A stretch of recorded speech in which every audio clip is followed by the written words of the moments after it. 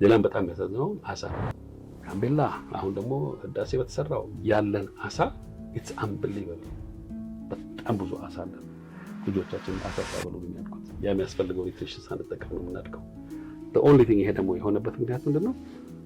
ኮልድ ሎጂስቲክ የለም። ኮልድ ሎጂስቲክ ትራንስፖርት የለም። አገር በቀል የለም። ኩሊንግ ሲስተም እና ሂቲንግ ሲስተም ኦልሞስት የአገር ኤንጂን ነው።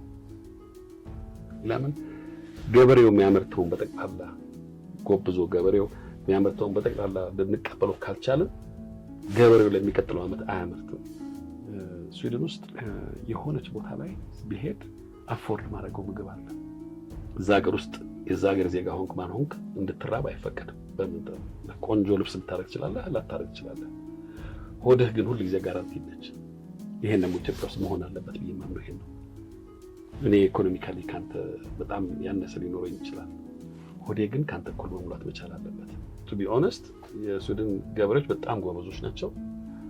ግን ሳልጠራጠር አይኔን ጨፍኜ ለምለም ችለው የኛ ገበሬዎች 10 እጥፍ የበለጡ ጎበዞች ናቸው። መጀመሪያ አንድ ሀገር ማድረግ ያለባት እንዴት አድርገን ምግብ እናረክሳለን፣ እንዴት አድርገን ለሰፊ የሚሆን ምግብ አቅርበን ቤዝ የሆነውን የሆድ የመጀመሪያ ቤዝ የሆነችዋን ነገር እንዴት አድርገን እናሟላለን።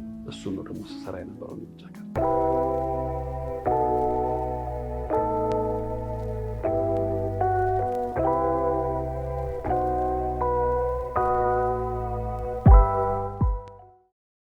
ሰላም ጤና ይስጥልን ውድ ተመልካቾቻችን እንደምን ከርማችኋል? እንደ ቤተሰብ መሰናዶ ነው። አብራችሁን ስለሆናችሁ እናመሰግናለን። ዛሬም ሌላ እንግዳን ይዘን በዝግጅታችን ተገኝተናል። አብራችሁን እንድትሆኑ ግብዣችን ነው። የዛሬ እንግዳችን እንግዲህ ከሀገር ቤትም ከውጭም ያላቸውን ልምድ እንዲሁም ደግሞ ብዙ ጉዳዮችን አንስተን እናወራለን። ዛሬ እንግዳችን አብረውን የሚቆዩት አቶ ሰመረ ኪዳኔ ይባላሉ። በስዊድን ሀገር ረጅም ዓመት ኖረዋል። አሁን ደግሞ ወደ ኢትዮጵያ መጥተው ያለፉትን 8 ዓመታት ትክክል ነኝ 8 ዓመታት በተለያዩ ስራዎች ላይ ነው ያሉት። ስለ ልምዳቸው ስለ ስራቸው እናወራለን። ተከታታዮቻችን የምናነሳቸው ብዙ ጉዳዮች አሉ።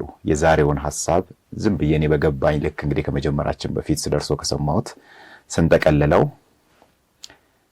ህይወትን ማቅለል፣ ኑሮን፣ ምግብን በቅናሽ መገኘት እንዲችል እንዲሁም ደግሞ ብክነትን መቀነስ በሌላ በኩል ደግሞ የሼልፍ ላይፍን ወይም ደግሞ የምግብን የቆይታ ጊዜ በማሻሻል ስለ ምርት ልክ እንደሚወራው ሁሉ ደግሞ ካመረትን በኋላ የምናስወግደውን በመቀነስ የምግብ ነገር ጉዳይ እንዳይሆን ችግር እንዳይሆን የሚጥሩ የሚፈልጉ እዚህ ጊዜ ላይ እዚህ ስራ ላይ ረጅም ጊዜ ያሳለፉ ሰው ኖት ብዬን የተረዳሁት እኔ ካወራናቸው ከፕሮጀክቶች ሁሉ ሰብስቤ ሳነሳ ስለተገኙልን በጣም አመሰግናለሁ። እንተዋወቅ መጀመሪያ።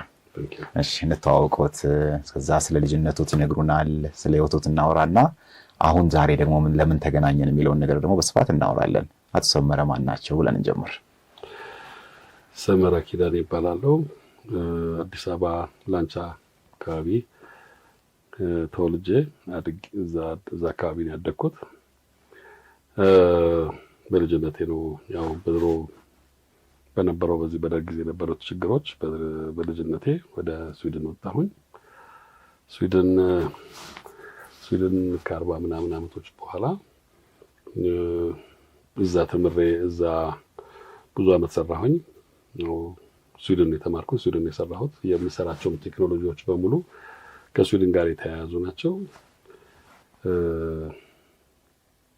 14 ወንድምና እህቶች አሉኝ። ከአባትና ከኪዳኔ አድኮይና ከሻሾር ገብረ ክርስቶስ የሚባል የተወለድኩ ነኝ እና ስዊድን ሄጄ በስዊድን ቴክኖሎጂ የተማርኩት ይሄ ነው። እንግዲህ እስቲ ያኔ ከሀገር ሲወጡ ስንት ዓመቶት ነበር? ያኔ የነበረችው አዲስ አበባ፣ ከዛ ደግሞ ሲወጡ ያገኟት ስዊድን እንዴት ነበረች? ዛሬ ስላለችው ስዊድንም አሁን ስላለውም ነገር እናወራለን። ያኔ ግን እርስዎ ሲሄዱ አካሄዶት እንዴት ነበር? በዛን ጊዜ በነበረ ያው ሸሽተን ወደ ሱዳን በኩል አድርገን ከባድ ችግር አይልፈን ነው ወደ ስዊድን የገባ ነው። በዛን ጊዜ የነበረችው ስዊድን በጣም ቆንጆ ስዊድን፣ በጣም ጥሩ አያያዝ የነበራት፣ ፕሮግራሙ የሀገሩ ፖለቲካም ሶሻል ዴሞክራት የሚባሉት በነበሩበት ጊዜና የሀገር አያያዝ ህዝብ አያያዝ በጣም ጥሩ የነበረበት ኢኳሊቲና ለሰው መብትና ለሰው ኑሮ በጣም የሚታገል መንግስት የነበረበት ጊዜ ነው የነበረው። ብዙ በጥሩ ተቀበሉን። ጥሩ አስተማሩን። ተማርኩኝ እዛ። ኤክስፒሪየንስ በቴክኒካል ትምህርቱ ብቻ ሳይሆን የስዊድን ኤክስፒሪየንሱ በጣም ደስ የሚል ኤክስፒሪየንስ ነው። ለምን የሰው ደረጃ አንድ ሌቭል አለች፣ ከዛ በታች እንደማይወርድ የሚደረግበት አለ። ከዛ በላይ ያለውን ተጣጥረህ ነው የምትደርስበት። ግን የስዊድን በጣም ማፈቅረውና በጣም ደስ የሚለኝ ነገር ምንድነው እኩል እድል አለ ለመማር ከፈለክ። ቤዚካሊ የሆኑትን መተኛ ቦታህን፣ ምግብ የምትበላበትን ቦታ ትምህርት ቤት በብላሽ ነው። ትምህርት ቤትም ሄደህ የሚያስፈልግህ ሀገዝ ካለ ሀገዝ ያደርጉልሃልና ከዚህም እንኳን ሸሽተን ሄደን እዛ ገብተን አገሪቷን በምታረግልህና በምትከፍትልህ መንገድ አገሬ ብለህ እንደምትቀበል የሚያደርገው ዋና አኗኗሩና የሰውን የሜንታሊቲ ኢኳሊቲ ሜንታሊቲ ስታይ ነው። እና በጣም ረጅም ጊዜ ቆየሁ እዛ። ብዙም ነገር ተማርኩኝ፣ ብዙም ነገር ሰራሁ፣ አገለገልኩ እዛ። አሁን ደግሞ እስኪ ሀገር መተን ሞክር ለሚለው መጣን ማለት ነው። እንግዲህ በአስራዎቹ እድሜ ነው ማለት ነው ከኢትዮጵያ የወጡት? ስወጣ ከዚህ 15 ዓመት 15 ዓመት። ከዛ አጠቃላይ ስዊድን ሀገር ስንት ዓመት ነው? ወደ 45 19 በፈረንጅ እንግዲህ 1977 መጣሁ በፈረንጅ። እንግዲህ ረጅሙን እድሜዎት እንግዲህ ከኢትዮጵያ በላይ በስዊድን ያለውን እዛ ያሳለፉበት ጊዜ ነው የሚበልጠው ማለት ነው። ስለ ትምህርቱ እናንሳ እንግዲህ። ከዛ በኋላ አሁን ወዳሉበት ደረጃ እንዲደርሱ የሚያደርጉት የትምህርቱ ነገር ነውና ምን ተማሩ? በምን ጉዳይ ላይ እዛ ሀገር ምን ሲሰሩ ቆዩ? እሱም በደንብ እስቲ እንጫወት። እዛ ስዊድን እንደገባሁኝ ኦፍ ኮርስ መጀመሪያ ቋንቋ ነው ያጠናሁት። ከዛ ትምህርት ቤት ወደ ሃይ ስኩል ከቋንቋ በኋላ ተመልሼ ወደ ሃይ ስኩል ልገባ ስል ከልጅነቴ ጀምሮ በጣም የቴክኒክ ኢንትረስት ነበረኝ።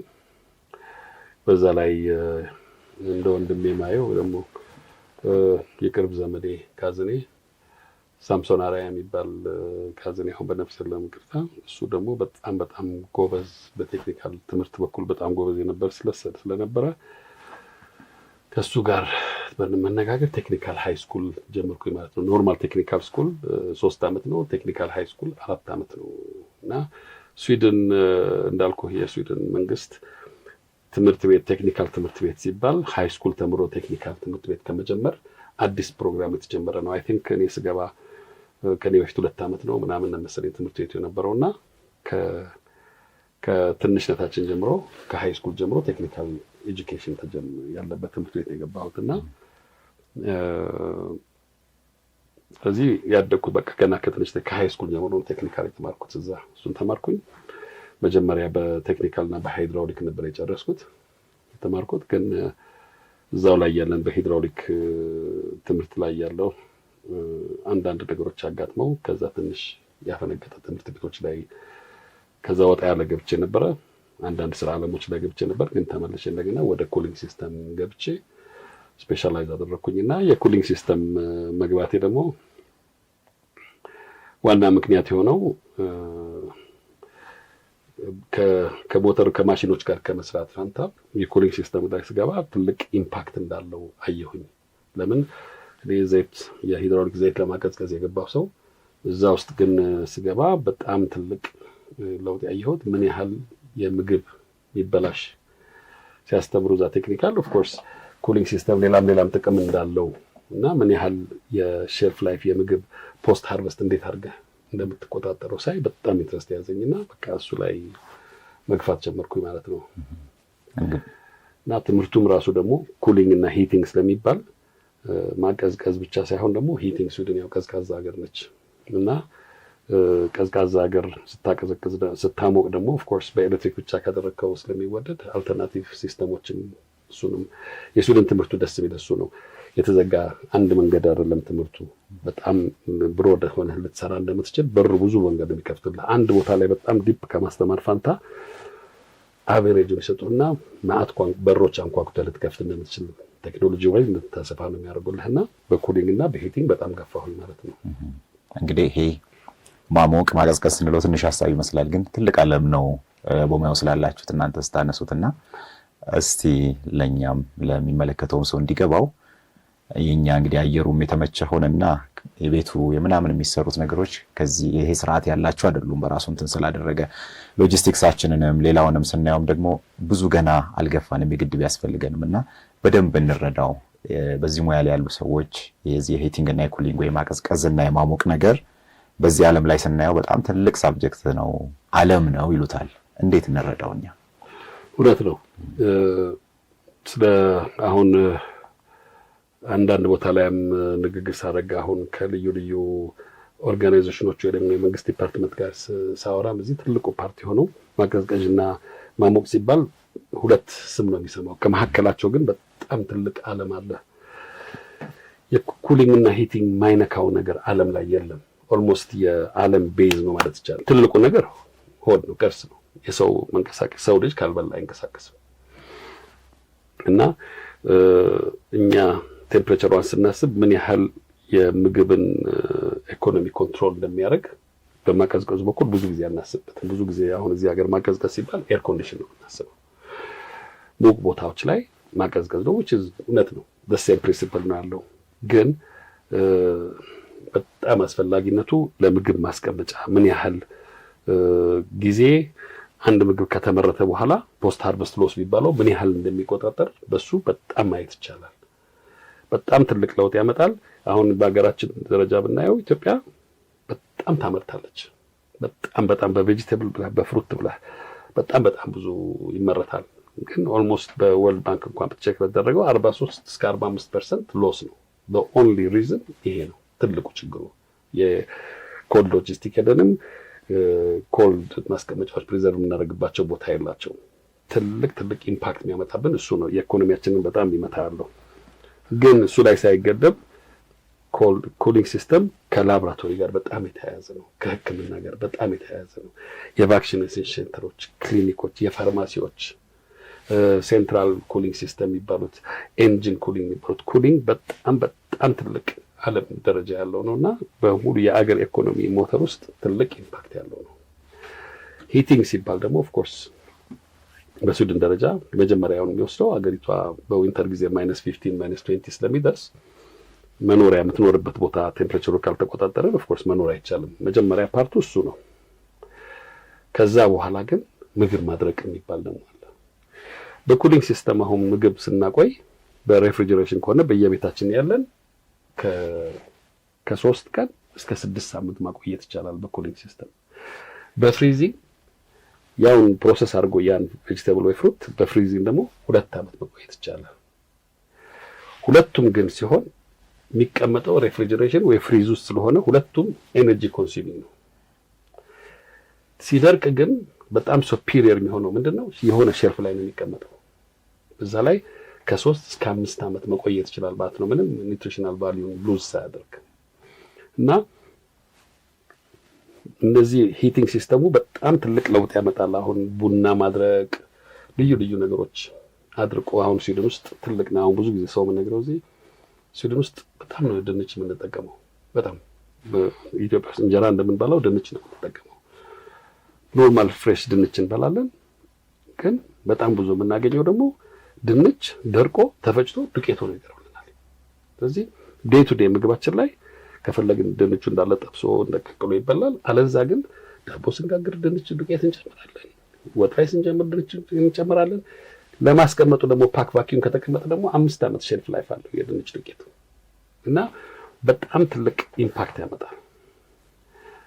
ከሌላው ፓርት ግን አሁን ድራየር ላይ ስናየው ሂቲንግ ሲስተም ስንል ግን ሌላ ደግሞ ያለው ለምሳሌ ስፓ፣ የገላ መታጠቢያ ቦታዎች። ገላ መታጠቢያዎች እዚህ ሀገር በሙቅ ውሃ መታጠብ ወይ ደግሞ ስቲም ባት ሳውና ማድረግ እንደ እንትን ነው የሚታየው፣ እንደ ላግዠሪ ነው የሚታየው። እዚህ አፎርድ የሚያደርገው ብዙ ጊዜ ኢኮኖሚካሊ ሃይ ኢኮኖሚ ያላቸው ናቸው። ይሄ ግን ከጤንነት ጋር የተያያዘ ነው። ስዊድን ውስጥ ወርኪንግ ክላሱ ነው። ለዛ ነው የምናቀርበው። ወርኪንግ ክላሱ ጤነኛ መሆን አለበት። እንደነዛ ነገሮች ደግሞ ፊዚካሊ ሜንታሊ ትልቅ ለውጥ ያመጣሉ። ስለዚህ ኩሊንግ ሲስተም እና ሂቲንግ ሲስተም ኦልሞስት የሀገር ኤንጂን ነው። ለምን ገበሬው የሚያመርተውን በጠቅላላ ጎብዞ ገበሬው የሚያመርተውን በጠቅላላ ልንቀበለው ካልቻለን ገበሬው ለሚቀጥለው ዓመት አያመርትም። የአሁኑ ዓመት 100,000 ኪሎ አምርቶ ከ100,000 ኪሎ 30,000 ኪሎ ገበያ ላይ ካቀረበ የሚቀጥለው ዓመት 30,000 ነው የሚያመርተው። እንደነሱ ስዊድን ሀገር ግን ገበሬ ያቀረበውን በጠቅላላ መቀበል አለብን። ስንቀበለው ደግሞ በኩሊንግ ሲስተም፣ በፍሪዚንግ ሲስተም፣ በድራይንግ ሲስተም ሳይበላሽ በጠቅላላው መቀበል እንችላለን። አሁን መጨረሻ የመጣ ቴክኖሎጂ ደግሞ የሚጣለውም እንኳን በጠቅላላ ወደ ፕሮቲን ይቀየራል። በቢኤስኤፍ የሚባል ፕሮጀክት ተደርጎ ያ የሚጣል የተባለውን ፕሮሰስ ተደርጎ ፍሬመንት ተደርጎ ወደ ፕሮቲን ተቀይሮ ቺክንና ፊሽ ፊድ ይሆንና ሬዘርዶ የቀረው ደግሞ ፈርቲላይዘር ይሆናል። በዚህ ምክንያት የሚጣለው ፓርት አሁን እንደነሱ ድናት ኢሮፓውያን ሀገሮች የሚጣለው ፐርሰንቴጅ ብታየው ከ0% በታች የሆነ ከ0.1% የወረደ ነው።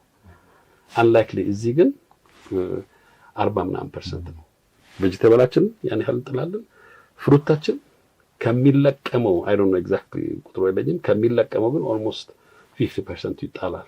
የዋጋውን ደግሞ እናያለን። ልጆቻችን ፍሩት ሳይበሉ ያድጋሉ አሉት እዚህ ሀገር። ሌላም በጣም ያሳዝነው አሳ ነው። ጋምቤላ አሁን ደግሞ ህዳሴ በተሰራው ያለን አሳ ኢትስ አንቢሊቨብል። በጣም ብዙ አሳ አለን። ልጆቻችን አሳ ሳይበሉ ነው የሚያድጉት። ያ የሚያስፈልገው ኒትሪሽን ሳንጠቀም ነው የምናድገው። the only thing ይሄ ደግሞ የሆነበት ምክንያት ምንድነው?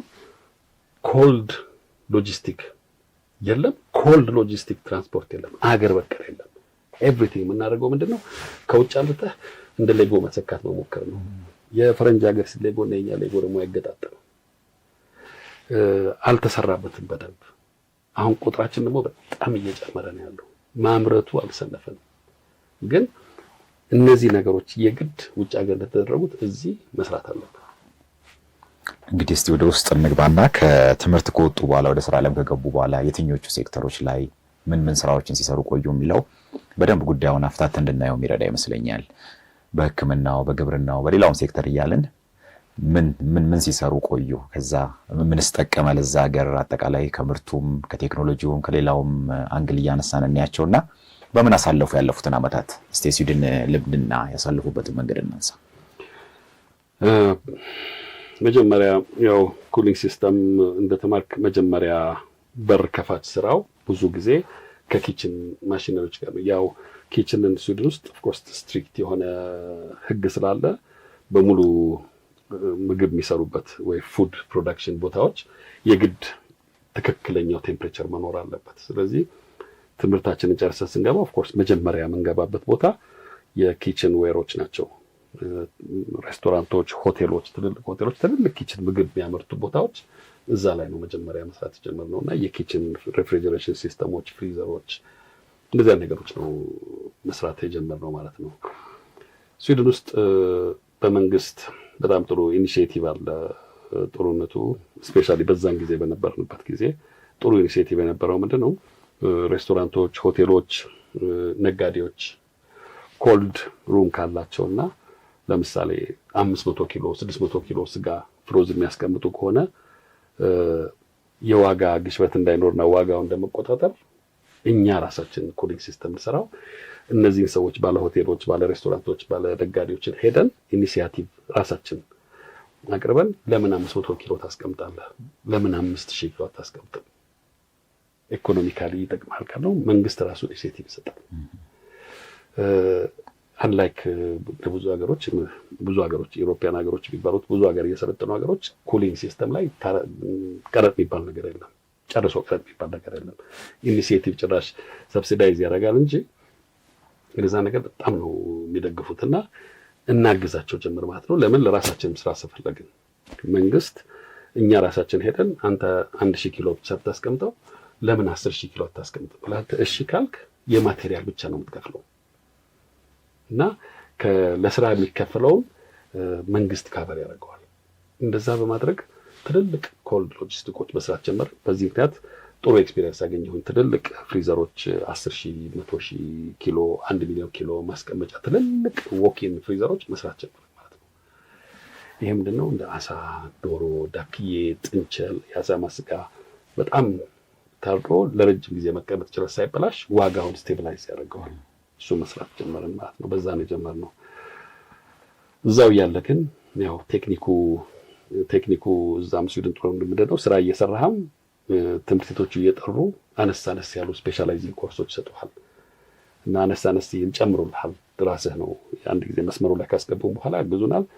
ከዛ በኋላ ወደ ላቦራቶሪ እና ወደ ሆስፒታል ስራዎች ገባሁኝ ማለት ነው። እና እንዴት ማለት ነው የሚቻል ከባድ ነው። የሬሳ ማስቀመጫ የሪሰርች ላቦራቶሪዎች ራሳቸው ላቦራቶሪ ራሱ ኮልድ ሩም ውስጥ ይሰራበት ኢቫሉዌቲንግ ኮልድ ቴምፕሬቸር፣ ዳምፕ ቴምፕሬቸር፣ ብላስት ቴምፕሬቸር ይባላል። እነሱ ሰራተኞቹ ሰርተው ሲወጡ ቶሎ ቴምፕሬቸሩን ፈለግነው በኃይል ብላስት አድርጎ እንደሚወርድ ያላቸውን ያው ባዮሎጂ አይደለም ትምህርቴ ግን ያው እዛ ባዮሎጂ ሪሰርች የሚያደርጉት ኬሚስትሪ ሪሰርች የሚያደርጉት ይነግሩናል። ፓራግራፍ ይሄን ቴምፕሬቸር ይሉናል። እሱን መስራት ላቦራቶሪ ውስጥ ካሮሊንስካ የሚባል ትልቅ ኢንስቲትዩት ውስጥ መስራት ጀመርኩኝ ማለት ነው። እና ከላቦራቶሪ ጋር የተያያዘ ከሞርግ ጋር የተያያዘ ከሆስፒታል ከሪሰርች ሴንተር ጋር የተያያዘ ወደ 7 ዓመት ሰራሁኝ ማለት ነው። ግን እዛ ያለሁኝ የኦሲዲሲ የሚባለው እንደዚህ አደጋ የሆነ ቫይረስ ወይ አደጋ ሲመጣ መከላከያው ኦሲዲ ነው የሚባለው እዛ ጋር ተሰራራለ። እዛ ያለሁኝ እዛም ሴንተራቸው እዛ ስለነበረ በድንገት እዛ በመገኘቴ የመጀመሪያውን የነሱን ሰርቨር ፋርም ሊሰሩ ፈለጉና የመጀመሪያ ሰርቨር ፋርማቸውን ለነሱ ሰራሁላቸው ማለት ነው። ፓራሜትሩን ሰጡኝ። የኮምፒውተር ሰርቨራቸውን ሰራሁኝ ማለት ነው። ከሙሉ ዓለም ጋር የሚገኘውን ሰርቨር ፋርሙን እዛ ገነባሁኝ ማለት ነው። ያቺ ነገር ደግሞ እሷን ትልቅ ሰርቨር ነበር። እሱን ገንብቼ እንደጨረስኩኝ ያው ወሬ ይወጣል ከቤት ይከተላል ጎረቤት እንደሚባለው ሌላ ካምፓኒዎች ሰሙ። ሌላም ፕሮጀክት የሚሰጡ ካምፓኒዎች አገኙኝ። ከዛ በኋላ ለተወሰነ ጊዜ ደግሞ ሰርቨር ፋርሞች መገንባት ጀመርኩኝ ማለት ነው። ሰርቨር ፋርሞች መገንባት ኤሌቬተር ፍሎር አድርገን ኩሊንግ ሲስተሙን ቴምፕሬቸሩን እዛ ትንሽ ለየት የሚለው ኢትዮጵያ ውስጥና እዚህ እንዳየው ትንሽ ለየት የሚለው ሰርቨር ፋርም ስንሰራ እዛ የቴሌፎን ሲግናል መውጣት አይችልም። ሰርተን ስንጨርስ ከዛ ውስጥ ሆኖ ሰው ቴሌፎን ማውራት ከቻለ በቃ አለቀ፣ ነገር ተበላሸ ማለት ነው። ከደህንነት ነገር ለምንድን ነው ሴኩሪቲሽ ነው? ሁሉም እንትን አለ፣ የቴክኖሎጂ ስፓይነት አለ፣ መቀዳዳት አለ። ስለዚህ ሰርቨራቸው እዛ ውስጥ ያለው ሰርቨር ቴክኒሻን አንድ ሰርቨር ቦታ ሆኖ ያንተ ሰርቨር እና የኔ ሰርቨር ጎን ለጎን ሊሆን ይችላል። በድንገት አንተ መተህ የኔ ሰርቨር ላይ የሆነ ፍላሽ ካስገባ ከዛ ትራንስሚት ማድረግ እንዳትችል ይዘጋሉ። ስለዚህ ግድግዳው ቴሌኮም ሊያልፍበት እንደማይችል ከመሬት ኤሌቬት አድርገን በጣም ደግሞ ኢኮኖሚካሊ ኤነርጂ ኤክስፔንሲቭ ስለሆነ ኢኮኖሚካሊ በጣም በቺፕ መንገድ ልናቀዘቅዘው እንደሚገባ የግድ ማሳየት አለብን።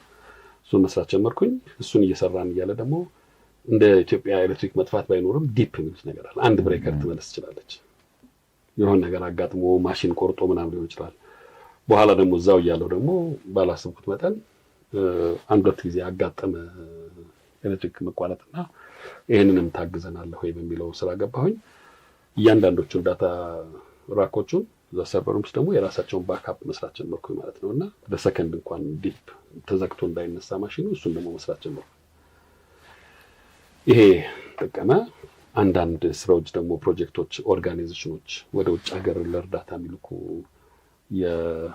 ከባህር አጠገብ ከወንዝ አጠገብ ቢሆኑ የምግብ ማስቀመጫዎች አሳ ተይዞ እንዳይበላሽ አሁን ኢትዮጵያ ሀገራችን እንደሚደረገው ለሱ ደግሞ ወደ ጋና ወደ ልዩ ልዩ ሀገሮች ደግሞ በፕሮጀክት እየተጠየቅን ከዛ እየሰራን መላክ ጀመረን። ከእርዳታ ካምፓኒዎችን ጋር ከኦርጋናይዜሽኖች ጋር ከኤንጂኦዎች ጋር ስለምሰራ ቮለንተሪሊ ለሕክምናዎች ለነ አፍጋኒስታን ለነ ባንግላዴሽ ሲሰራ እኔ ቮለንተሪሊ ገብቼ ሰርቼ ኦርጋናይዜሽኖች ልኩት ነበር ማለት ነው። ከምግብ ጋር በተገናኘ እንደው አንድ ነገር አንስቶ ከዛ ወደ ኢትዮጵያ ውስጥ እንድንመጣ ፈልጌ ነው። ወደዚህ ኢንተርቪው ከመግባታችን በፊት ቀድመን ስናወራ ስለ አንድ ጓደኛው ስለነበረ ልጅ ሲያነሱ ነበረ። በተለይ ሚሊተሪው ላይ ከዛ በኋላ ስለተደረገው በተለይ የተመጣጠነ የስታንቲንግን ችግር እንድናነሳ ነው። በምግብ እጥረት የተመጣጠነ ምግብ እጥረት የዚህ ሀገርም የአፍሪካም የብዙዎቹ ሀገሮች ችግር ነው። እኛ ጋር ደግሞ በጣም ቁጥሩ ትልቅ ነውና ከሱ ጋር የተገናኘ ሊያግዝ የሚችል አንድ ፕሮጀክት ሲያወሩ ስለሰማው ነው። ታሪኩን እንዴት ጀመረ ከሚለው ጀምሮ ከዛ እንዴት አድርጎ ደግሞ ትልቅ ፕሮጀክት ሊሆን እንደቻለ እናነሳውና ከዛ ደግሞ ለኢትዮጵያ ጋር የሚገናኝ ነገር ስላለው እሱን ሐሳብ እንድናወራበት ብዬ ነው። ጉድ ደስ ይለኛል። አንዳንዶቹ አይ ዶንት ኖ ሊጋሊ አላቅም ከሚሊተሪ ጋር የተያዙት ሊጋሊ ፈቀደ ላወራው ከውጭ ሀገር ከዚህ ከኮድ ኦፍ ሳይለንስ ጋር ስለማላቅ ብዙ ዲፕ አልገባበትም። ሐሳቡን ብቻ እናንሳው። ሐሳቡን ከነሳው ደስ የሚለኝ ምንድነው ትንሽ ወደ ኋላ ለመለስ የምፈልገው ምንድነው ራሴን ለሰው ምነግራት ቴክኒካል ሃይ ስኩል ስገባ እንግዲህ የሀገራችን ካልቸር ታውቃለህ፣ ወንድ ልጅ ኪችን አይገባም እዚህ ሀገር እና ከዛ ድጌ ቴክኒካል ሃይ ስኩል ስገባ መጀመሪያ ነገር ያስደነገጠኝ ምንድነው ምግብ መስራት ክፍል ትገባለህ ተብሎ ዘራፍ አልኩ። ምንድነው ብዬ ስገባ ሽንኩርት ምናምን ሊያስከትፉን አልኩት እና በጣም ተናደድኩ። ትምህርት ቤት ውስጥ እኔ ቴክኒካል ኢንጂነር ለመሆን የመጣው ሰው ምግብ ሊያሰሩ ትንሽ መጥፎ ተረጎምኩት። እዛ ቴክኒካል ሃይ ስኩል ወጣት ነኝ ያኔ 16 ዓመት 15 16 ዓመት እና እምቢ አልኩ፣ አልሰራም አልኩኝ። በኋላ ዳይሬክተሩ ጠራኝና ምንድነው የሆንከው አለኝ። ያኔ ብታሳድገኝ የነበረችው ሶሉሽን እናቴ ነች፣ ታግላ አስገባችኝ እና ምንድነው የምትላለኸው? ለምንድነው የማትሰራው ምግብ አለኝ። እንደ እኔ እኮ እኛ ሀገር ወንድ ነው አይሰራም መጀመሪያ፣ ሁለተኛ ነገር ደግሞ እኔ ቴክኒካል እንደማድረው ያልገባሁት ምናምን ስለው በጣም ያሰነግጥ ነገር ነገረኝ። በጣም ጎበዝ ተማሪ ስለምታገል ተጨርጫሪ ነበር። ቋንቋን በኔ በኩል ስላልነበረ ተማሪዎቹ 6 ሰዓት 5 ሰዓት ተምረው ሲሄዱ እኔ ማሽን ክፍል ውስጥ ሳድር ያዩ ነበር። ደስ ይለኝ ነበር ስራዬ። እና አንድ በጣም ከባድ ንግግር ተናገረኝ። ስዊድን ውስጥ ስናስተምርህ ገንዘብ እንደማትከፍል ታውቃለህ። ምሳ ፍሪ ነው የምትበላው፣ መጽሐፎችን ፍሪ ነው የምትሰጥህ አለኝ። you have to understand ይሄ ከደግነት ጋር የተያያዘ አይደለም። ኢንቨስት እያደረግን ነው አንተ ላይ ስፔሻሊ አንተ ደግሞ አለኝ እዚህ የደሃ ልጅ ነህ። በቃ በመጥፋቱ ዘሮ አነጋገሩ ቋንቋችን ጋር እንዳይሳሳት አይም ሶሪ ኢኮኖሚካሊ ሎን አይቼ ያሳደገችኝ ሴት ኢኮኖሚካሊ ሎን ነበርችና ሎን ያለውና ዌር ኢንቨስቲንግ ኦን ዩ አንተ ላይ ኢንቨስት እያደረግን ያለ ነው።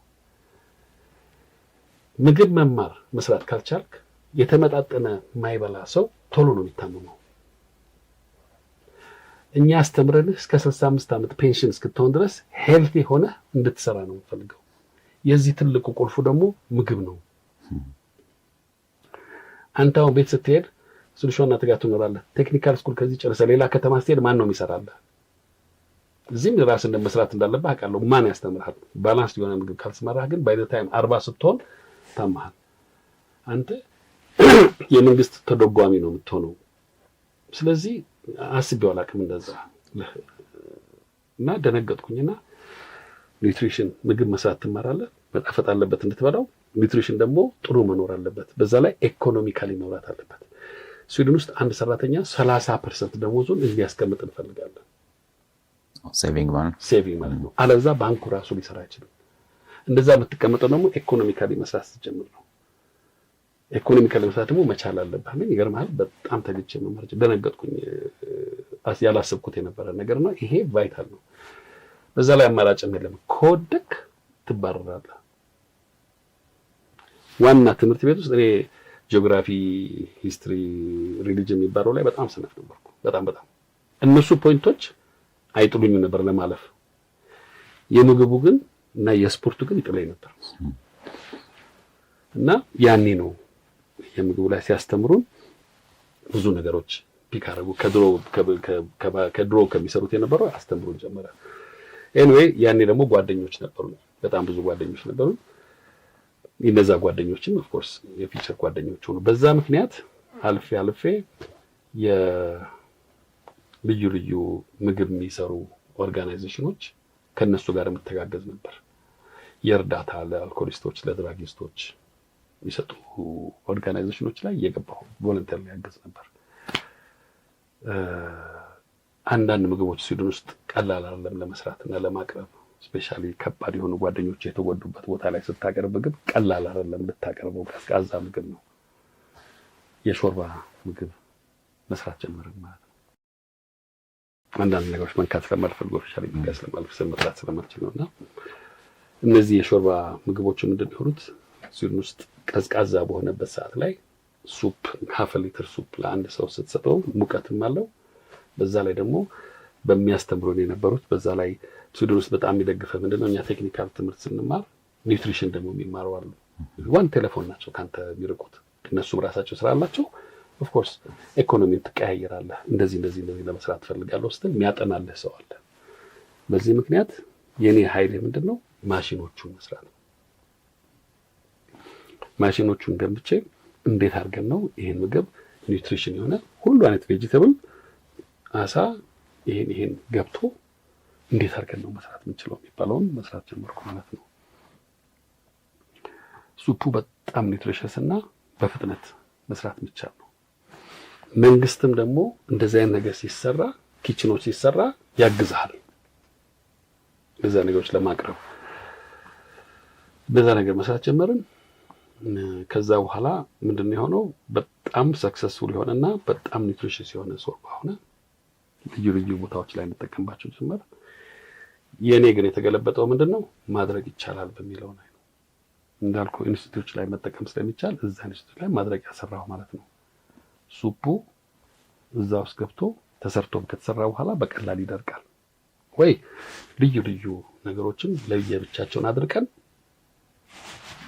ደባልቀን በፕላስቲክ ፓክ ተደርጎ አንድ ሰው የፈላ ውሃ ግማሽ ሊትር አድርጎ ጨምሮ በጥብጦ ከጠጣ ኢኮኖሚካሊ በጣም ስትሮንግ የሆኑ ሰዎች ቁርስ፣ ምሳ፣ እራት በልቶ ማያገኙትን ኒውትሪሽን በዛች ማግኘት ይችላል ማለት ነው። ግን ኦፍ ኮርስ እንደዛ ስንሰራ ሌላም ኦርጋናይዜሽኖች ኢንትረስትድ ሆኑ ማለት ነው። ኦፍ ኮርስ ዋን ኦፍ ኢት ኢዝ ሚሊተሪ እና ማንም በቀላል ይሄ ስካትላ የሚባለው ትልቁን ነገር ይዘህ ከመሄድ አንድ ፓክ አንድ ወታደር ወይ ደግሞ አንድ ካንት የሚሄድ እንደዚህ ምን ባሉት እንደዚህ ስካውት እንደዚህ በርድ ዋቸርስ የሚባሉት እዛ ፊየለን ይባላል ስዊድን በጣም ቆንጆ ቦታ አለ። በእግርህ የምትሄድበት 10-15 ቀን በረሃ የምትሄድበት አለ። እንደዛ ስትሄድ ጀርባ ላይ እንደዛ አይነት ይዘህ ለ20 ቀን የሆነ ምግብ በቀላል ይዘህ ትሄዳለህ እና ኢትስ ቬሪ ኒውትሪሽናል ይጣፍጣል። እንደዛ ነገሮች መስራት ጀመርኩ ማለት ነው። እና በጣም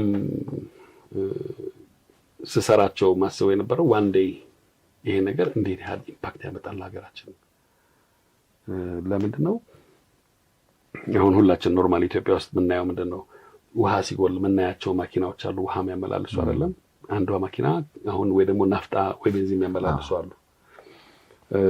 እንግዲህ እዛ የሞከርኳቸውና የሰራኋቸው ነገር ነው የምነግርህ። ምን ማሰብ ጀመርኩኝ? ስለማቀ እዚህ ሀገር ስላደኩኝ በልጅነቴ ምን ያህል ኢምፓክት መፍጠር እንችላለን የሚለው ነገር ላይ መግባት ጀመርኩኝ። እዛ ኦፍ ኮርስ ላግዠሪ ልታየው ትችላለህ። ድራጊስቶች፣ አልኮሊስቶች፣ ወጣቶች ገንዘብ የሌላቸው ይጠቀሙበታል፣ ወይ ደግሞ ሃይከሮች ምናምን ይጠቀሙበታል። እኔ ደግሞ ገልብጬ በሀገራችን ደረጃ ሳስበው አንድ ናፍጣ የሚጎተት ማኪና 20,000 እስከነ ሪሞርኬው ከሆነ 40,000 መጎተት ይችላል። ልክ እንደዛ ደግሞ ሱፕ ወይ ሊኩዊድ የሚጎተት በስቴንለስ ስቲል ወይ በአሉሚኒየም ይሰራል። የራሱን ፓወር ተጠቅመን በማሞቅ 20,000 ሊትር ከጫንን 40,000 ሰው መቀለብ ትችላለህ ማለት ነው። በግማሽ ሊትር ስለምናስበው በግማሽ ሊትር ስለሚታሰብ። ስለዚህ አንድ ማኪና ኢመርጀንሲ አንድ ቦታ ተጠራ ከተባልክ አንድ ማኪና ከሄደች 40,000 ሰው ትቀልብ። ይሄ ደግሞ በደንብ እስኪጠግቡ ግማሽ ሊትር ማለት ነው። በአገራችን ኖቲስ ደግሞ እንጀራ ላይ ካፈሰስከው ያ ነገር ሩዝ ላይ ልትበላው ትችላለህ፣ ደባልቀህ ታደርገው ትችላለህ። የፈለከው ነገር ላይ ደባልቀህ መብላት ትችላለህ። እንጀራ ላይ አድርገው በእንጀራ አድርገህ ከበላው ደግሞ 6 ሰው ይበላዋል። ግማሽ ሊትር በእንጀራ አድርገህ ከበላው ይበቃል። አንድ ማንኪያ ሽሮ ጨምረህ ደባልቀህ ካወፈርከው ደግሞ 10 ሰው ነው ትበላዋለህ ማለት ነው። ኒውትሪሽን ፋክተሩ ግን ሽሮ በጣም ኒውትሪሽን አለው፣ ከዛ ሁሉ ይበልጣል። እና እኔ አንጎል ላይ የነበረውና ሐሳቤ ላይ በጣም ኢምፓክት አድርጎ ሲሰራበት የነበረው ኢማጂን ያጋጥማል ሀገራችን በዚህ በኩል ችግር አለ፣ በዚህ በኩል አለ የመሬት መጎዳት አለ፣ ዝናብ አልዘነበም ይባላል፣ መጥፎ ነገር ያጋጥማል ይባላል። ያን ሎጂስቲክ ሄደህ ለማድረስ ያን ቦታ ሪካቨር ለማድረግ የሚያስፈልግህ አንድ ማኪና ይዘህ ከሄድክ እስከነተጎታቸው 80,000 ሰው ቀለብ ማለት ነው። ያችን ከበሉን በኋላ ደግሞ 2 ቀን 3 ቀን የሚበቃ ኒውትሪሽን አላቸው ሰውነታቸው ውስጥ እና ለሀገራችን ትልቅ ኢምፓክት ነው የሚያደርገው። 40-45% ቬጂቴብላችን ይጣላል፣ ፍሩታችን ይጣላል። እነዚህ ነገሮች በጠቅላላ ወስደን የሚጣሉ የሚባሉትን ነገሮች ሳይበላሹ በሙሉ በጠቅላላ ወይ በፍሪዚንግ ወይ ካደረግናቸው እንደዚህ አይነት ነገሮች ማቅረብ እንችላለን።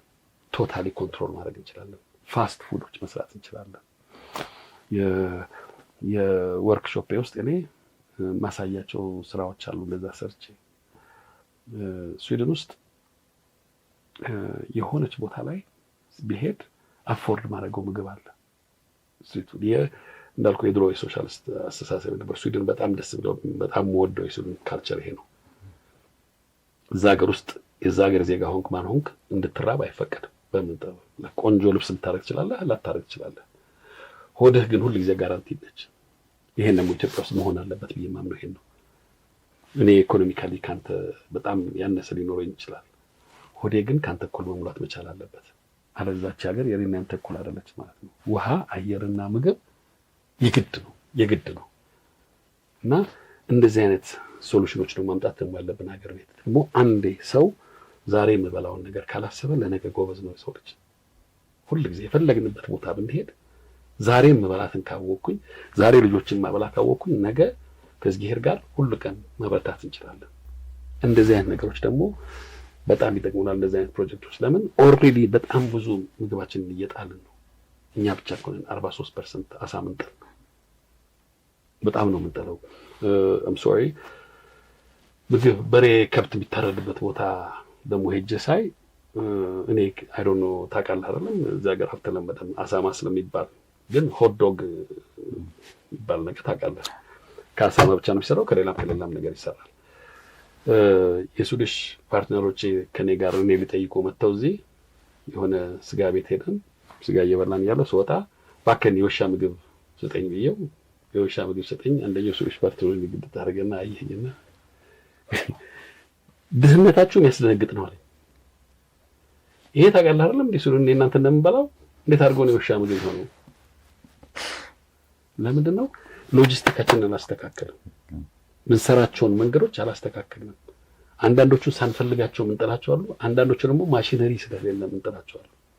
ወደ ምግብ መቀየር የሚችሉ የነበሩ ነገሮች እና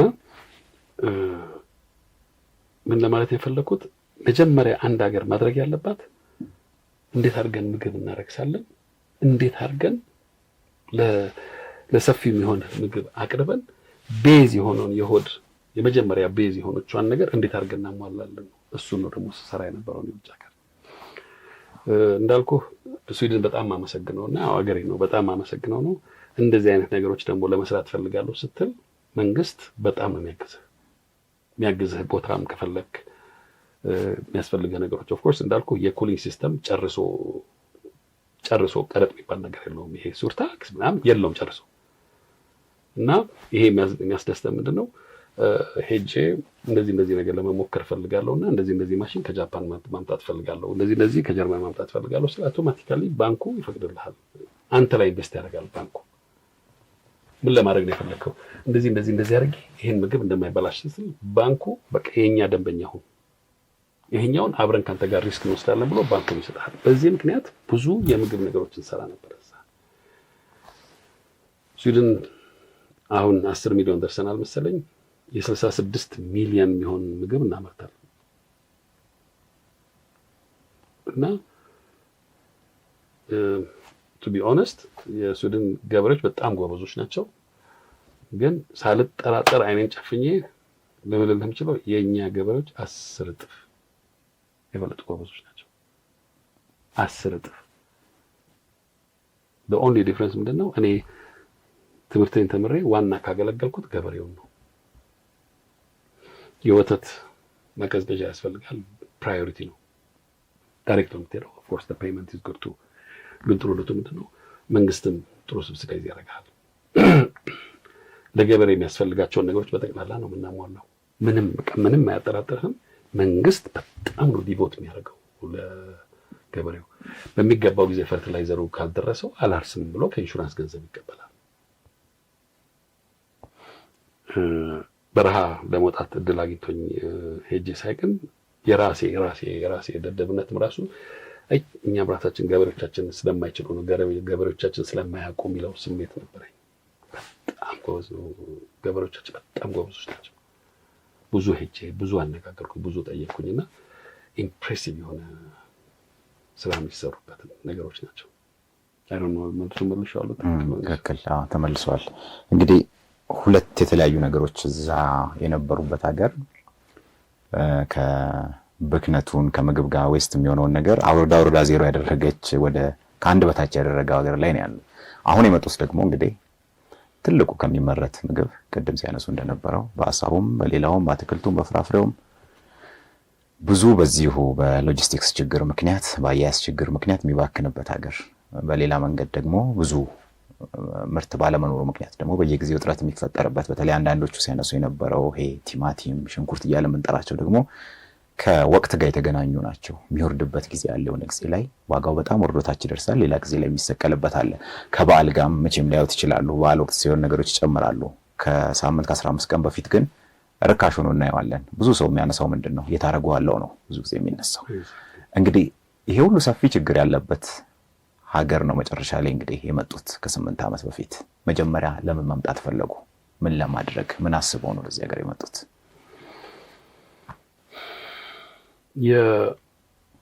በጣም የሚያስደነግጠው ሆነስትሊ መጀመሪያ አይኔን የከፈትኩት እናቴን ልቀብር መጥቼ እናቴ አርፋ እናቴ መጥቼ ሬሳ ይዘን መተን እናታችን ከአባታችን ጋር ከቀበርን በኋላ ትንሽ የተወሰነ ጊዜ ለመሄድ አልቻልኩም፣ ከበደኝና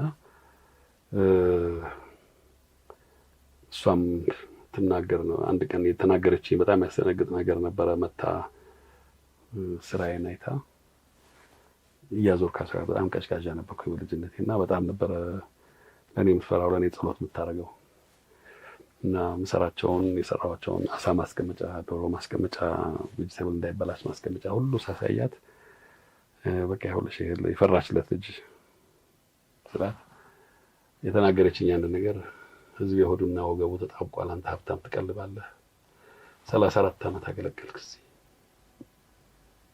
እና ትንሽ የሚያስደነግጥ እንዴት አታመስ እንዴት ደስ አይልሽም ልጅሽ እንደዚህ ደረሰ ማለት እሷ ሃይማኖተኛ ነበች በጣም አምላክ በምክንያት ነው የሚሰራው። እናሳቀችኝ። ዘመራን ተደደው አለች እንትን ቴስ ውስጥ አህያው ነበር ስሜና በጣም ሰነፍ ስለነበርኩ ይዘት የሚያውቁኝ በሙሉ ጓደኞቼ ያውቃሉ በጣም ሰነፍ ነበርኩና አንተም ማለት አንተም ስለማቅ ያ እንደዛ እምነት አላት ወለ በጣም ዲክሮችና አለ ምክንያት አይሰራም አምላክ አለችኝ። ኤኒዌይ መጣሁኝ። ያኔ ነው ለመጀመሪያ ጊዜ አየሁና በጣም አስደነገጠኝ። ትንሽ አደገኛ ፓርት ምን አለ መሰለህ፣ ከውጭ ስንመጣ ትመጣና ብድግ ድሬዳዋ ሶዶሬ አዳም ደግሞ ከዘመድ ከቤተሰብ ጋር ስለምትመጣ ትታወራለህ። ከህዝብህ ጋር ያለውን ኮንታክት ታጠፋለህ በጣም። እኔ ግን ትንሽ ሲሄድ በሱዳን በኩል ወጣ ትንሽ አስደንግጦኝ ትራውማታይዝ ሆኜ ስለነበረ የመንገድ ላይ ሊመጣ በሚችለው ረሃብ የባላገሩ ሰው ደግነት ምናምን ትንሽ አስደንግጦኝ ስለነበረ አስበው ነበረ ብዙ ጊዜ። ግን ያኔ ከከበርኩ በኋላ ሳይ በጣም አስደነገጠኝ። እንዴት ነው የምንታወረው? እንዴት ነው ይሄን ነገር ያላስተዋልነት ከዚህ በፊት ምለው ስሜት አለኝ። ኤኒዌይ ተመለስኩኝ። በኋላ ሞከርኩኝ እዛ አሰብኩና አይ የቀረችኝ ያለች ከባለቤቴ ከልጆቼ ጋር ተነጋገርና ሌትስ ትራይ ለአንድ 5 ዓመት 10 ዓመት እሺ ያሉ መጥቼ ለመስራት እዚህና ዋቴቨር እኔ ይከብደኛል ብዬ አላሰብኩ ነበር። እንደዚህ ትምህርት ቤት ተማሪዎች ለማስተማር የሚያስፈልግ ማሽነሪዎች አሉ እስካሁን ድረስ አስቀምጫቸዋለሁ። ትምህርት ቤት ለማስተማር ለምን ካላስተማርክ ምንም ነገር ብሰራ እኔ ጥቅም የለውም። እንደምታያቸው 2 እጅ ነች ያለችው። ደግሞ ቴክኒካል ሆነ ብዙ ጊዜ ኢንቮልቭ መሆን አለበት እና ይሄ ነገሮች ለትምህርት ቤት ወጣቶች ለማስተማር የሚያስፈልገኝ ማሽኖች ብዙ ይዤ መጣሁኝ። አሁን ተስፋ ሳልቆርጥ ነበር ይዤ መጣሁኝ። ከዛ በኋላ ደግሞ ቶሎ ለማሳየት እንግዲህ እንዴት ነው ችግር መሰረት ያው አንድ ሀገር ብዙ ስትቆይ ያንተ ሜንታሊቲ ይሳሳታል። እዛ እንዳለህበት አይደል እዛ በጣም ብዙ ጊዜ እንዳልኩ ፕሮጀክት ሰርቼ ካቀረብኩኝ ሱድ ውስጥ በሎጂክ ነው የሚሰራው። ማን መሆንህ ለውጥ አያመጣም። ፕሮጀክት ስታቀርብ ያዩትና ያ የሚወስነው ሰው አይሆንም ካለህ አይችልም ምክንያት መስጠት አለበት ምክንያት እና ያን ሜንታሊቲ ውስጥ 40 ምናምን ዓመት ኖረህ እዚህ ስትመጣ ካሳየህ ኦፍ ኮርስ ይሄ መሆን አለበት መሆን አለበት። ራሱን ደግሞ አንዳንድ ስህተት እንዳልኩ ስለ ግብርናው ስለምናምኑ ገበሬዎቻችን አቅም የላቸውም ሰሩ አልመሰለኝ ነበር። ብዙ ስህተት አስተሳሰቦች ነበሩና እሱንም እንዴት አድርገን ለመቀየር እንችላለን የሚለውን አስተሳሰብ ነበር ይዤ መጣሁት። እንግዲህ እንዳልኩ ስዊድን ውስጥ መንግስት ነው የሚረዳ። መንግስት ኢንሹራንስ እና ባንክ ጋር ነው የሚያያይዘው። ህዝቡ ላያቅ ይችላል። ለህዝቡ ሄደህ ልታቀርብ ብትፈልግ ህዝቡ ምንድነው ይሄ ምንድነው ምን ያደርግልኛል የሚልህን ነገሮች መንግስት ግን ካወቀ ኢኮኖሚካሊ ኢምፓክት ያመጣል ጆብ ክሪኤት ያደርጋል ከተባለ መንግስት ራሱ ይገባበታል። እና ይኸውልህ ኤኒቲንግ ከሆነ ኢንሹራንስን አቅርቤልሃል፣ ይሄ ነገር ከሆነ ብድር ከባንክ እኔ ጋራንቲ አድርጌሃለሁ ብሎ ያስገባልሃል ማለት ነው። እና ትንሽ ያው ትሞኛለህ መሰለኝ ሀገር አይደለም አልጋ ባልጋ ስለሚሆን እዚህ ደግሞ ስመጣ ከስዊድን የበለጠ ኢትዮጵያ ውስጥ ይፈልጋል በሚል ስሜት ስለመጣሁ ለዚህ ነው እንግዲህ ይሄን ነገር በቅርብ ጊዜ በ5 ዓመት በ6 ዓመት እንቅስቃሴውን ጀምራለን። ስፔሻሊ ቴክኒካል ትምህርት ቤት ጀምረን እንቅስቃሴውን ጀምራለን እንጂ ኢትዮጵያ ትልቅ ሀገር ነች። እሱም ብዬ ነበር የመጣሁት ወደዚህ። ትልቁ ያስደነገጠኝ መቂት የሚባል ቦታ ታውቃለህ? በዚህ በላንጋኖ መንገድ ስለሆነ እንደመጣሁኝ ትንሽ የእናቴን ሀዘን ትንሽ ካሳለፍንና ደርሰን እንጣ ወደዛ ተብሎ ወደ ላንጋኖ በጣም ነበር የምንሄደው ልጅነታችን። እናቴን በጣም ትሄድ ነበርና በጣም የምፈልጋቸው ሜሞሪ ቦታዎች እነ ሶዶሬ እና ናዝሬት እና አዳማ እነዛ ስለፈለኩኝ በዛ ሲሄድ መቂ ስንደርስ ደነገጥኩ። በቃ ይሄ ቲማቲም ተዘርሮ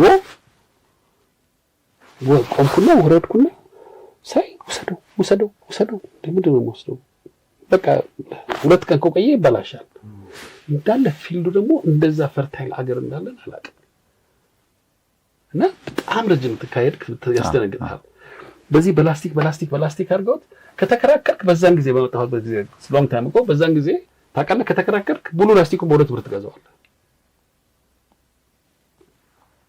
እነዚህ ሰዎች ምን ብለው ነው በኔክስት ይር የሚያርሱት? ቆሜ ተወሰኑ ሰዎች ጠየኳቸው። እዚህ ነው የምታመጡ ስላቸው ይሄ ትልቅ ቆሻ ነው የኛ ደግሞ ብሎ ራሳቸው ደግሞ ያንዳንዳቸው አባወራ ደግሞ ከቤታቸው ጀርባ ወስደው ቲማቲም ሰላጣ ምናምን አለ ብዙ ይበላሻል። ለራሳቸው ቢበሉትን ይበላሉ። አስደነገጠኝ። ከዛ ልፌ ደግሞ ቆቃን አለ አስቀድሞ ነው። ከዛ ኋላ እዛ ደግሞ አሳ ወጥቶ ቶሎ ነው የሚሸተው አሳ። ቆምን በመጣንበት ሰዓት ላይ አስደነገጠኝ። ያሉት ሜምበርሃውን ዋጋው አስደነገጠኝ። የሰጠና አሳ እዚህ ከተማ ውስጥ ምናምን ሺህ የምትገዛው እዛ 15 ብር 20 ብር ወሰዱት ባካቸው ወሰዱት እያሉ ለምንውታል። ትልቅ ሎስ ነው የሀገር ትልቅ ጥፋት ነው። እና በሙሉ መንገድ ሄድኩኝ ተመለስኩኝ። እዚህ ምችላቸው ኦርጋናይዜሽኖች እየሄድኩት መናገር ጀመርኩኝ። እነነ መቂ ቦታዎች ላይ እዛ ቦታ ላይ ነው መስራት ያለብን። በፍሪዘር አድርገን መስራት እንችላለን። ግን በፍሪዘር አድርገን ከሰራን እንዴት ነው ስዊድን ውስጥ የምናደርገው? እንፈጨውና ቫኪዩም ፓክ እናደርግና እኔ መስሪያ ቤቴም እንደዛ ነው የማደርገው። እንፈጨውና ቫኪዩም ፓክ እናደርግና ፍሪዝ እናደርገው 2 ዓመት ቲማቲሙ ጣዕሙን አይቀይር ምን አይቀይር። ሬስቶራንቶች፣ ሆቴሎች በሙሉ እሱን ነው የሚፈልጉት። ይሄ ኤነርጂ ኮስት አለው ስታስቀምጠው። ሁለተኛው ደግሞ ስላይስ ይደረጋል፣ ይደርቃል። ካደረግነው በኋላ ይፈጫል፣ ፓውደር ይሆናል። 3 ዓመት 4 ዓመት አይበላሽ። ወደ ባህር ዳር ሄድኩ። ከባህር ዳር ወደ ጎንደር መንገድ ላይ ደግሞ አሳዩኝ የሽንኩርት ቦታ በጣም ያስደነግጥ። አንዳንዱን በቃ ዋጋው ስለሚወድቅባቸው ዝም ብለው ያርሱታል እንደገና መልሰው። የኦንሊ ቲንግ ያስፈልገው አንዴ ካደረገው ሽንኩርት 5 ዓመት ምንም ነገር አይሆንም። ምንም ቫልዩ ሉስ ሳያደርግ ከነይዘቱ ምንም ቫኪዩም ፓክ አድርገው 5 ዓመት ይቆያል። እየከፈት እየተጠቀምኩ 2-3 ዓመት ተጠቀማለህ። ሂሚዲቲ ከሌለው ምንም ይበላው ነገር የለም። እና ሽንኩርት፣ ቲማቲም፣ ድንች፣ ልዩ ቬጂቴብሎች በሙሉ አድርቀን ማስቀመጥ ይችላል። ስዊድን ውስጥ ልሰራው ማልችለው ኢትዮጵያ ውስጥ ትልቅ ብሌሲንግ ያለው ምንድነው? ፀሐይ ፓወር አለ። ስዊድን ውስጥ የግድ በኤሌክትሪክ ነው የምናደርገው። ከዛ በኋላ ምን መስራት ጀመርኩኝ? ባዮማስ የሚጣለው ፓሎች የሚጣሉትን ካርቶኖች ምናምን እነሱን እያቀጠቁኝ ራሴ ነው የሰራሁት። እዚህ መስሪያ ቤቴም ሰርቻለሁ። አሁን ያለው በጣም አሻሽየዋለሁ እዛ ከሰራሁት። እሱን ደግሞ አድርቀን እዛ ውስጥ አስገብተን ኤሌክትሪክ ሳናወጣ ለ140 ኪሎዋት ኤነርጂ ለማውጣት ኤሌክትሪክ የሚያስፈልገን ለፓምፑ 1 ኪሎዋት ነው። 1 ኪሎዋት በኤሌክትሪክ ተጠቅመን 140 ኪሎዋት በባዮማስ ይጠቀማል። ስዊድን ደግሞ በጣም ጎበዝ ነች። የፍሮስቷን መቀምቀም እነዚህ ብራንቾቹ ምናምን ቀምቅመው ተጨፍልቀው እነሱ ይሰጡናል። ሱቆች፣ ሬስቶራንቶች፣ ሆቴሎች በጠቅላላ ካርቶን የመጣበትን ነገር በጠቅላላ ጨፍልቀው ያስቀምጡታል። እሱን ሁሉ እንጠቀምበታለን። ኢትዮጵያ በጣም ብዙ አይዶን ነው ስሙን ምን እንደሆነ አላውቅም። አሁን ስሙን ልጠራ አልችልም፣ መጥፎ ነው ስሙ። ይሄ ታውቃለህ ከድሬዳዋ እስከ አፋር ድረስ ይሞላው ያው በተለምዶ የሚጠራ ስም አለ፣ ወያኔ ዛፍ ይባላል። አሁን እሱ ይሄ ወያኔ ዛፍ የሚባለው እንደ ናፍጣ ነው የሚቃጠለው። ኢትዮጵያን ደግሞ አስቸግሯታል። ይሄ በጣም ትልቅ ኤነርጂ ነው። ሁለተኛ ኮፊ ሃውስ ካለ ኮፊ ሃውስ ተሰብስቦ ማቃጠል ነው። ኮፊው የምናደርቀው ግን በፀሐይ ነው። ያ ኤነርጂ ያለን የኢትዮጵያ ኮፊ ኳሊቲው ዝቅ ያለው በዲሃይድሬሽን ሲስተም ስለማይደርቅ ነው። ባለን ኤነርጂ እና ባለን የፀሐይ ፓወር በፀሐይ ፓወር የኤሌክትሪክ ማፍቀር ብቻ ሳይሆን በፀሐይ አሁን ባሉት ቴክኖሎጂዎች በጣም ሃይ የሆነ ቴምፕሬቸር ሊኩዊድ ቴምፕሬቸር ማግኘት ይቻላል። በዛ ማድረግ ይቻላል እና በጣም ትልቅ ኢምፓክት ያለው ስራ መስራት ይቻላል። እንግዲህ እስቲ እነዚህን ፕሮጀክቶች በደንብ እንዲገቡን እናድርግ። ለምሳሌ እዚህ ቆቃ ዙሪያ ላይ መቂ አካባቢ ላይ ያለው የሽንኩርትና የቲማቲም ምርት እናስብና ሁሉም ሰው የሚያውቀው ስለሆነ እዛ አካባቢ ያለውን በተለይ አንድም ትንሽ የቆየ ሲሄድ ገበሬው የደላላ መጫወቻ ይሆናል። ለምን ከጥቅም ውጭ ሊሆንብህ ነው፣ በዚህ ዋጋ ልጫ ነው የሚል ነገር ይመጣል፣ ዋጋ ይወድቃል፣ መሀል ላይ ተጠቃሚው ሌላ ይሆናል። ማስደፊያ ሁሉ እስኪከፍሉ ድረስ በየቦታው ይደፋል መልሶ። ይህንን ሁሉ እንዴት ልናስቀር እንችላለን? አሁን እርስዎ ያን ቦታ ካዩት በኋላ እንዴት እንቀይረው ብለው ነበር ያሰቡት? ለፍን በልና ደግሞ እዚህ ቆቃ ጋር እንምጣ። አሳ የአሳው ደግሞ ከሰዓታት በኋላ ይበላሻል። ይህንን እንዴት ነው ሙሉን ወደ ምግብ ጠረጴዛችን ልናመጣ የምንችለው? ምንድን ነው ማድረግ ያለብን? አሁን በጣም ሰርቼ መስሪያ ቤቴን ማሳየው አሉት። ምንድን ነው መጀመሪያ የሆነ ቬጂቴብል ወይ ፍሩት ከተለቀመ በኋላ ፀሐይ ስር መሆን የለበትም። ኦልሬዲ ፕሮሰሱ ጀምሯል ማለት ነው፣ መበላሸት ጀምሯል። እንደዛ እንዳይሰሩ ሼሮች መስራት እንችላለን። በጣም ቺፕ ነው። አንድ ነገር ብሌሲንግ እዚህ ሀገር ያለን፣ ሌላ ሀገር በጣም ትልቁ ችግር ማን ፓወር ነው። እኛ ደግሞ በቃ ወያረ ሱፐር ፓወር ኢትካምስ ቱ ማን ፓወር። ትልቁ ችግሩ ብዙ ቦታ እኔ የምሰራባቸው የነበሩት ውጭ ሀገር ትልቁ ችግራችን ማን ፓወር ነው የነበረው። መጀመሪያ እነዛ ሲለቀሙ አውቶማቲካሊ ፕሮሰስ የሚደረጉ ኦርጋኖች አጠገባቸው ማድረግ አለብን። የቲማቲም የሽንኩርትና የአሳው ጋር ከመሄደ አንድ ነገር ወደ ኋላ ሳብል አድርገለ። ኢትዮጵያ ውስጥ ብቻ ነው ዶሮ የሀብታም ምግብ። ሌላ ሀገር እኔ አሁን ስዊድን ውስጥ ዶሮ ባይኖር ኖሮ ይመስለኛል በጣም የፕሮቲን ማጣት ታመም ነበር ይመስለኛል። ትልቁ ችግሩ ቢኖር ታውቃለህ፣ ዶሮውን ያሳድጉና ጎበዞች አሉ። ዶሮውን ያሳድጉና 44ኛ 45ኛ ቀን ሲደርስ መታረድ አለበት። ያኔ ደላላው ይገባና ገና 40ኛው ቀን ይመጣና ተው የሚገዛ ሰው ካጣህ ብሎ ያ ሰርቶ የለፋው ሰው ምንም ሳያገኝ ደላላውና ነጋዴው የበለጠ ነገር ያገኛል። ምንድነች እዚህ ላይ ጎደለችው? እንደ ሌላ ሀገር ቢሆን እንደ ስዊድን አይነት ሀገር ቢሆን ነው ወደ ሌላ ሀገር መንግስት በደንብ የሚተባበርበት ብንሰራው ኖሮ ጋር ያ ሰው 44 45 ቀን ሲደርስ አርዶ ፓክ አድርጎ ፍሪዘር ውስጥ ያስገባል። ማንም ሰው የሚገፋው ሰው የለም። ዛሬ ለምን አልሸጥክልኝ ነገ አልሸጥክልኝ ይባላል። ሄደህ ብታይ ዶሮ አርቢዎች ከአንድ ዶሮ 2 ብር 3 ብር ያተርፋሉ። ያ ከነሱ ወስዶ የሚሸጠው 40 ብር ያተርፋል። በዚህ ምክንያት ነው የዶሮ ፕሮዳክሽን የወረደው። ሴም ቲንግ ነው ከቲማቲም ጋር እንዳልኩ ያለበት ቦታ ላይ የሶሉሽን ሰርተን ቁጭ ማድረግ አለብን።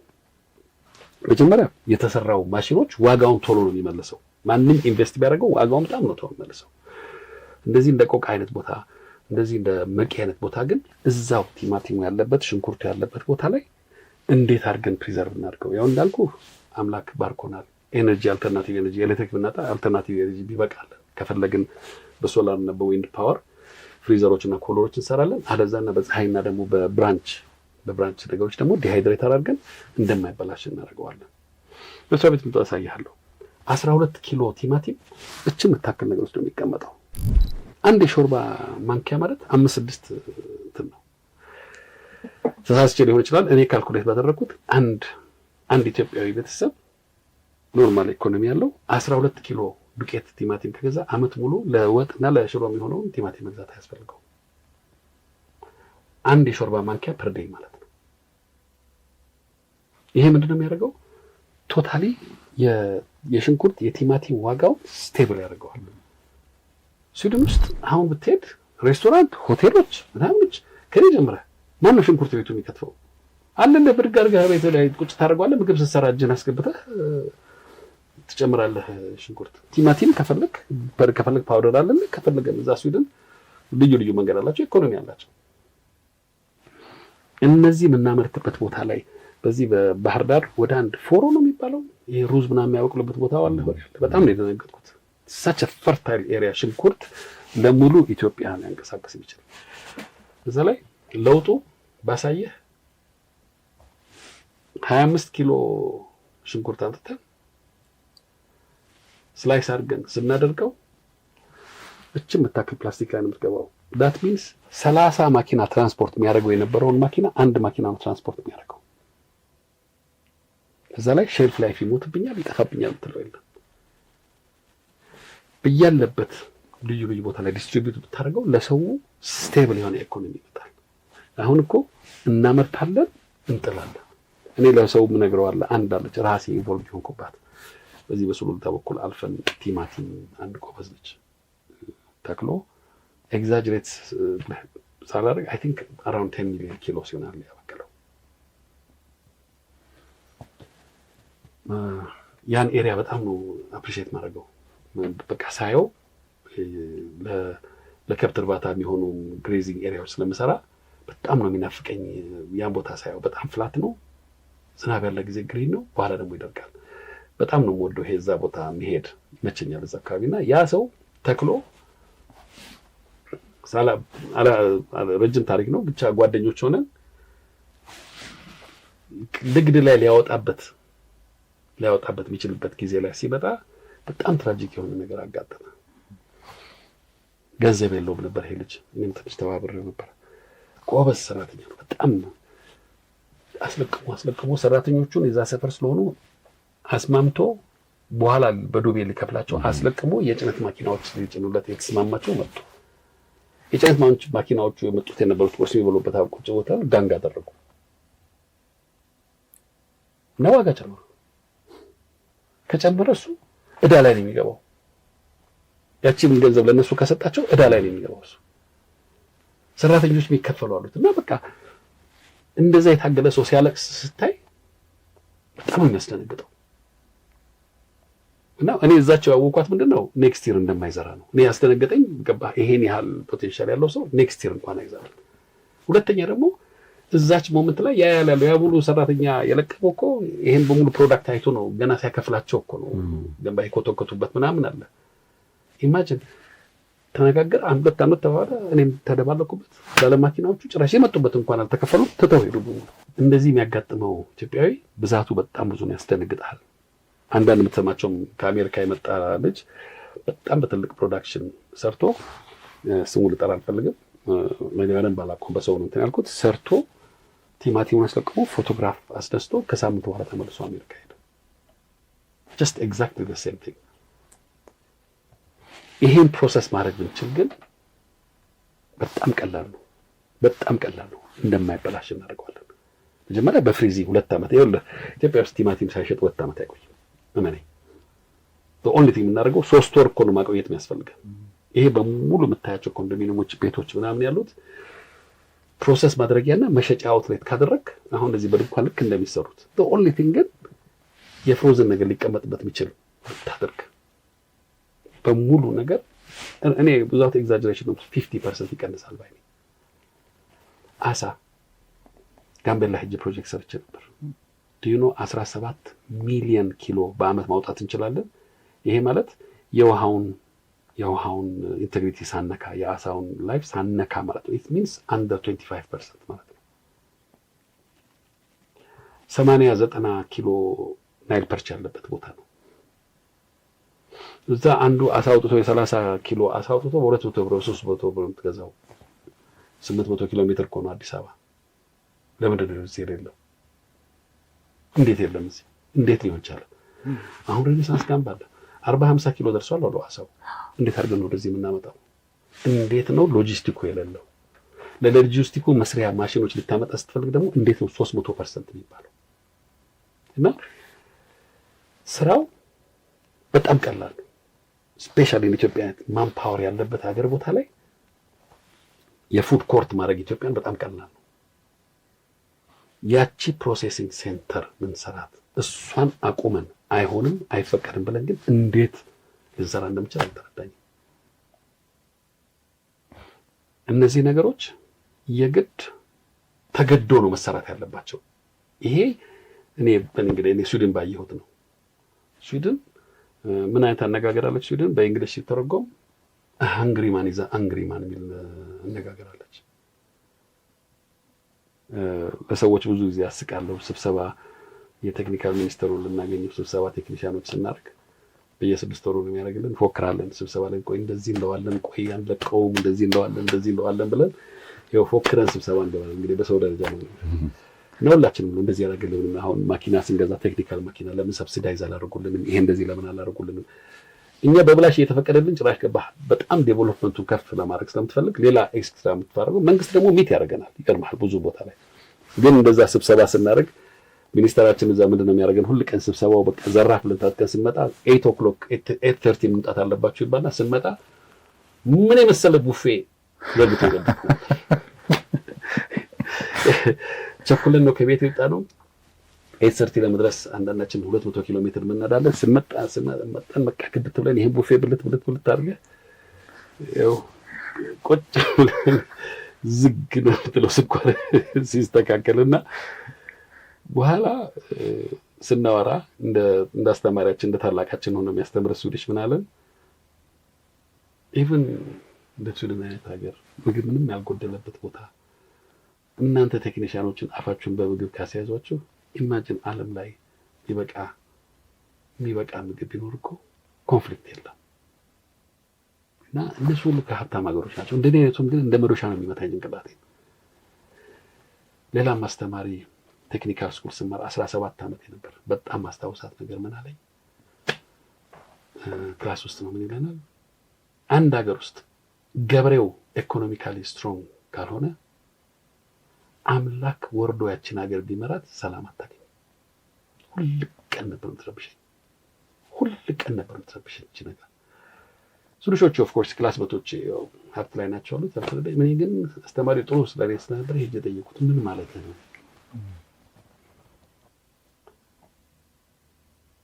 በጣም ያስደነገጠኝ ነገር ምን አለኝ?